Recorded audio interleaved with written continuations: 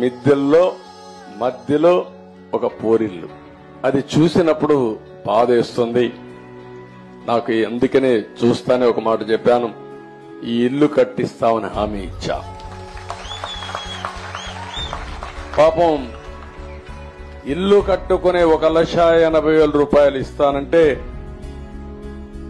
ఇల్లు కట్టుకునేది కూడా నాకు చేత కాదు, మీరే కట్టించండి అని అంటే నేను చెప్పాను 3 ఎకరాల 8 సెంట్లు ఏదో భూమి ఉంది, ఇమ్మీడియట్ గా ప్రారంభించి ఇల్లు కూడా కట్టిస్తానని స్పష్టమైన హామీ ఇచ్చా. ఇల్లు కట్టించే బాధ్యత తీసుకుంటాం. ఇక్కడికి వచ్చినప్పుడు నేను మీ అందరికి విజ్ఞప్తి చేసేది, ఇలాంటి వాళ్ళు రాష్ట్రంలో చాలా మంది ఉన్నారు. ఇలాంటి పేదవాళ్లను ఆదుకోవడమే ఈ ప్రభుత్వం యొక్క ప్రధాన లక్ష్యం.